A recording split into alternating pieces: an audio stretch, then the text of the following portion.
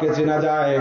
হুয়াল্লাহুল্লাযী লা ইলাহা ইল্লাহু আলিমুল গায়বি ওয়াশ শাহাদাতি হুয়ার রাহমানুর রহিম। আল্লাহ রাব্বুল আলামিন বলেন, হুয়াল্লাহুল্লাযী লা ইলাহা ইল্লাহু, আল্লাহ এমন সত্তা, আল্লাহ রাব্বুল আলামিন ছাড়া কোনো ইলাহ নাই, কোনো উপাস্য নাই। বলেন সুবহানাল্লাহ। একটু জোরে বলেন ভাই সুবহানাল্লাহ। আল্লাহ ছাড়া কোনো উপাস্য নাই, একমাত্র উপাস্য। সেজদা করা যাবে একমাত্র কার সামনে? আল্লাহর সামনে সেজদা করতে হবে। আল্লাহ ছাড়া কোনো মানুষের সামনে সেজদা করা যাবে না। আমার পীর সাহেব যত বড় পীর সাহেবই হোক না কেন, যত বড় ওলিয়ে কামেল হোক না কেন, পীর সাহেব, আমাদের বাংলাদেশে তো পীরের অভাব নাই। এমন পীর আছে যেই পীর 6 মাস যাবত গোসল করে না। বলেন নাউযুবিল্লাহ। 6 মাস গোসল করে না, শরীর থেকে কুত্তা পচা গন্ধ আসে, বন খাটাসের গন্ধ শরীর থেকে। ওই লোকটা নাকি পীর। নাউযুবিল্লাহ বলেন। ও সমস্ত পীরকে জুতা দিয়ে পিটিয়ে গ্রাম ছাড়া করতে হবে। 6 মাস গোসল করে না, 1 বছর গোসল করে না, যুগের পর যুগ গোসল করে না, ওই লোকটা নাকি পীর সাহেব। আমাদের দেশে পীর সাহেবের কোনো অভাব নাই। মুরিদ বেশি না পীর বেশি আমাদের দেশে? বলেন তো ভাই। মুরিদের চাইতে পীরের সংখ্যা আমাদের দেশে বেশি। ল্যাংটা পীরও আছে আমাদের দেশে। এমন পীরও আছে যেই পীর ল্যাংটা থাকে, উলঙ্গ হয়ে বসে থাকে, মুরিদরা তার সামনে গিয়ে সেজদা দেয়। এরকম পীর আছে আমাদের দেশে। টাঙ্গাইলে আছে, ফরিদপুরে আছে এরকম পীর। রাতের বেলা বাতি বন্ধ করে নারী পুরুষ একসাথে হয়ে জিকির করে। একটি গাছে 3টি ডাল, কোন ডালেতে হযরত বিলাল, ও এটা হলো জিকির। নাউযুবিল্লাহ বলেন। এই সমস্ত পীর আমাদের দেশে অভাব নাই। পীর পূজা, মাজার পূজা, আল্লাহ রাব্বুল আলামিন বলেছেন এই সমস্ত পীরের কাছেও যাওয়া যাবে না। এরা ভণ্ড পীর, এরা নাস্তিকদের চাইতে খারাপ। বন খাটাসের গন্ধ আসে যাদের শরীর থেকে, এরা কোনোদিন পীর হতে পারে না। ঠিক কিনা বলেন? জোরে বলেন ঠিক কিনা?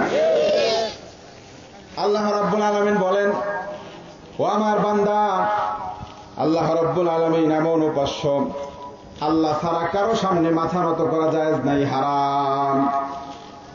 আল্লাহ ছাড়া কারো সামনে মাথা নত করা যাবে না। একমাত্র আল্লাহ রাব্বুল আলামিনের জন্য নামাজ আদায় করতে হবে। সাহাবায়ে কেরাম আল্লাহ রাসূলের সাথে একদিন আসছিলেন। কথা খেয়াল করে শুনুন ভাই। সাহাবায়ে কেরাম আল্লাহ রাসূলের সাথে একদিন আসছিলেন। হঠাৎ করে একটা উট আল্লাহ রাসূলকে সিজদা করে সম্মান করলো। বলেন সুবহানাল্লাহ। সাহাবায়ে কেরাম জিজ্ঞেস করলেন, ইয়া রাসূলুল্লাহ, ইয়া হাবিবাল্লাহ, এই উট আপনাকে সিজদা করে সম্মান করলো, সুতরাং আমরাও আপনাকে সিজদা করতে চাই। আল্লাহ রাসূল বললেন, ও আমার সাহাবীরা, আল্লাহ রাসূল হলে কি হবে, আমাকে তোমরা সিজদা করতে পারবে না, হারাম। বলেন নাউযুবিল্লাহ। দুনিয়াতে যদি কাউকে সিজদা করা জায়েজ হতো, বৈধ হতো, আমি আল্লাহ রাব্বুল আলামিন পৃথিবীর সমস্ত স্ত্রীদেরকে বলতাম, তোমরা তোমাদের স্বামীকে সিজদা করো। বলেন সুবহানাল্লাহ। পৃথিবীতে যদি কোনো মানুষকে সিজদা করা জায়েজ হতো, বৈধ হতো, তাহলে পৃথিবীর সমস্ত স্ত্রীদেরকে আমি বলতাম, আমি আল্লাহর নবী বলতাম, তোমরা তোমাদের স্বামীকে সিজদা করো। আজকে আমরা, আমাদের দেশের মহিলারা, রাগ করবেন না আপনারা, মহিলারা স্বামীকে কোনো কেয়ারই করে না, পাত্তাই দেয় না। এটা কি স্বামী না কামলা? পাত্তাই দেয় না মহিলারা। অথচ আল্লাহ রাসূল বললেন, দুনিয়াতে কাউকে সিজদা করা যদি জায়েজ হতো, আমি সমস্ত মহিলাদেরকে নির্দেশ দিতাম, তোমরা তোমাদের স্বামীদেরকে সিজদা করে সম্মান করো। বলেন সুবহানাল্লাহ। জোরে বলেন না সুবহানাল্লাহ। কথাটা আপনাদের পক্ষেই আমি বলতেছি। মহিলারা আজকে স্টার জলসা আর জি বাংলা নিয়ে ব্যস্ত। আমি ওই দিন ফেসবুকে দেখলাম, আমরা তো বুজুর্গ হুজুর না, আমরা লেটেস্ট আইফোন, এরপরে বিভিন্ন ধরনের অ্যান্ড্রয়েড সেট ব্যবহার করে অভ্যস্ত। আধুনিক যুগ, আধুনিক, আমরা হুজুররাও আধুনিক। বলেন সুবহানাল্লাহ। ফেসবুকে দেখলাম একটা মহিলা, তার বাচ্চা আছে, ছোট্ট বাচ্চা। ওই মহিলা পাখি নাটক নাকি কি আছে একটা, ওটা দেখতেছে। রাতের বেলা দেখছে, সকালবেলা আবার দেখতেছে। কাজা রাতের বেলা দেখছে, ওর মন ভরে নাই, সকালবেলা আবার দেখতেছে। এমন মনোযোগ দিয়ে পাখি নাটক নাকি দেখতেছে, তার বাচ্চা পুকুরের মধ্যে পড়ে মরেই গেছে, মরে ভেসে আছে, আর মা পাখি নাটক দেখতেছে। নাউযুবিল্লাহ বলে, জোরে বলেন নাউযুবিল্লাহ। আগের যুগের মহিলারা সময় পেলে কোরআন তেলাওয়াত করতো, আল্লাহর কালাম তেলাওয়াত করতে। বলেন সুবহানাল্লাহ। আলহামদুলিল্লাহি রাব্বিল আলামিন আর রহমানির রহিম মালিকি ইয়াউমিদ্দিন। আগের যুগের মহিলারা, আমার মা চাচিদেরকে দেখেছি, নানি দাদিদেরকে দেখেছি, যখন তারা সময় পেত কোরআনে কারীম তেলাওয়াত করত। আর আজকে আমার মা বোনেরা সময় পেলে স্টার জলসা দেখে, হিন্দি সিরিয়াল দেখে। ঠিক কিনা বলেন? জোরে বলেন ঠিক কিনা বলেন। হিন্দি সিরিয়াল দেখতে দেখতে স্বামীর খেদমত পর্যন্ত করে না, স্বামীকে পাত্তা দেয় না। এবং ওই স্টার জলসার মধ্যে নাকি এমন নাটক দেখানো হয়, যেই নাটক দেখলে সমাজের মধ্যে প্যাঁচ লাগবে, সমাজের মধ্যে, এরপরে পরিবারের মধ্যে প্যাঁচ লাগবে, পরিবারের মধ্যে বিশৃঙ্খলা সৃষ্টি হবে, এরকম নাটক দেখানো হয়। আর মহিলারা বসে বসে 24 ঘন্টা পর্যন্ত সেই নাটক দেখে। বলেন নাউযুবিল্লাহ, জোরে বলেন নাউযুবিল্লাহ। এই জন্য মহিলাদেরকে আমি বলবো, টিভি বন্ধ করেন। আপনার গাছ যদি ভালো হয়, ফলও ভালো হবে। ঠিক কিনা বলেন? আর গাছ যদি খারাপ হয়, আপনি লাগিয়েছেন তেঁতুল গাছ, সেই তেঁতুল গাছে তেঁতুলই ধরবে, আম ধরবে না। আপনি তেঁতুল গাছ লাগিয়েছেন, টক তেঁতুল সেখান থেকে হবে, সেখান থেকে মিষ্টি কাঁঠাল হবে না, সেখান থেকে মিষ্টি আম হবে না। আজকে যদি মহিলারা ভালো হয়ে যায়, ঘরে ঘরে আব্দুল কাদের জিলানী পয়দা হয়ে যাবে। বলেন সুবহানাল্লাহ। ঘরে ঘরে আব্দুল কাদের জিলানী পয়দা হয়ে যাবে। আজকে মহিলারা, আল্লাহ রাব্বুল আলামিন একজন নবী পাঠিয়েছিলেন, নাম তার আইয়ুব। একজন নবী পাঠিয়েছিলেন, তার সারা শরীরে ঘা হয়েছে। স্ত্রী জিহ্বা দিয়ে চেটে চেটে সমস্ত ঘা মুছে দিয়েছে, ঘা পরিষ্কার করে দিয়েছে। স্ত্রী কি দিয়ে? জিহ্বা দিয়ে। আল্লাহ রাব্বুল আলামিন আকাশ থেকে বললেন, ও স্ত্রী, তুমি যদি চিন্তা করো আমি আমার স্ত্রীর ঘা পরিষ্কার করে দিয়েছে জিহ্বা দ্বারা, আমার হক আদায় হয়ে গেছে, তাহলে তুমি ভুলের মধ্যে আছো। বলেন সুবহানাল্লাহ। স্বামীর শরীরে যদি ঘা হয়, সেই ঘা যদি কোনো স্ত্রী জিহ্বা দিয়ে চেটে চেটে পরিষ্কার করে, তাহলেও স্বামীর অধিকার আদায় হয় না। বলেন সুবহানাল্লাহ। স্বামী আপনার এত বড় সম্পদ।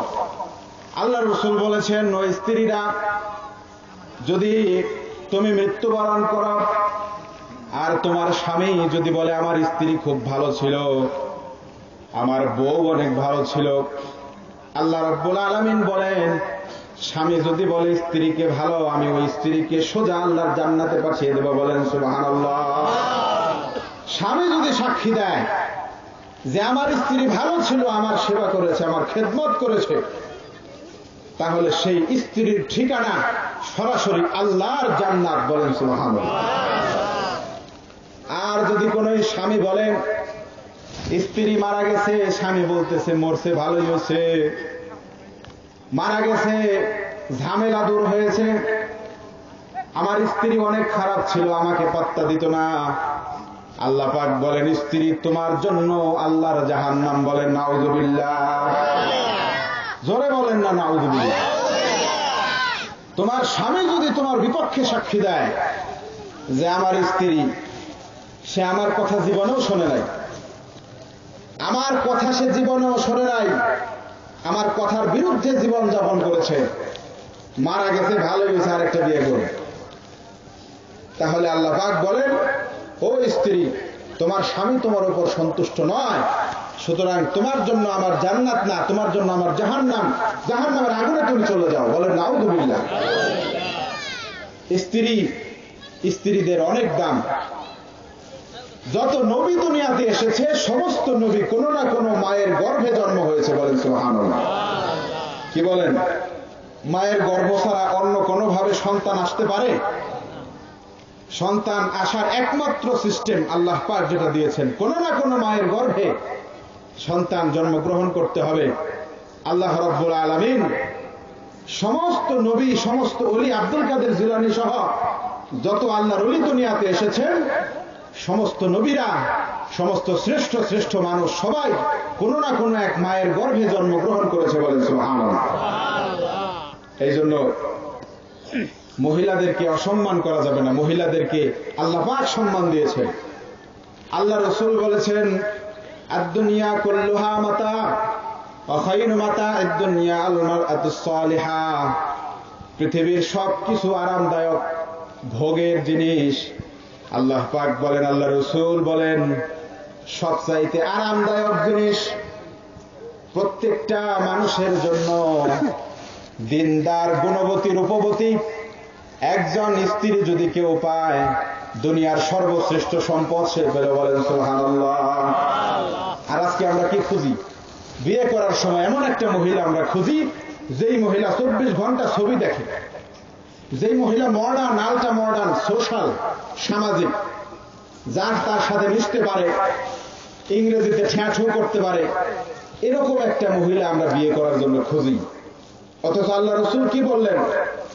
ফাজফার বিযাতিদ দ্বীন তারিবাত ইয়াদাক। একজন দিনদার মহিলা যদি তোমার বউ হিসেবে ঘরে আসে, তাহলে তুমি সফল হয়ে গেলে, বলে সুবহানাল্লাহ। দুনিয়ার সর্বশ্রেষ্ঠ সম্পদ তুমি পেয়েছো, পৃথিবীর সর্বশ্রেষ্ঠ সম্পদ তোমাকে দেওয়া হয়েছে। এই জন্য মহিলাদের জন্য আমি বলতে চাচ্ছি, আপনারা ধার্মিক হয়ে যান। স্টার জলসা, জি বাংলা, উল্টা পাল্টা নাটক দেখে নিজের সমাজের মধ্যে, নিজের পরিবারের মধ্যে গোলযোগ সৃষ্টি করবেন না। সময় পেলে কোরআন তেলাওয়াত করুন, বলেন সুবহানাল্লাহ।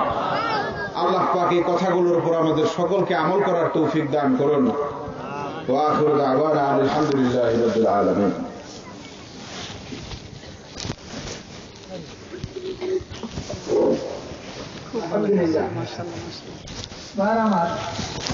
আমাদের এলাকার সন্তান, যেহেতু আপনারা সকলে ওনারা ছিলেন, এজন্য ওনারা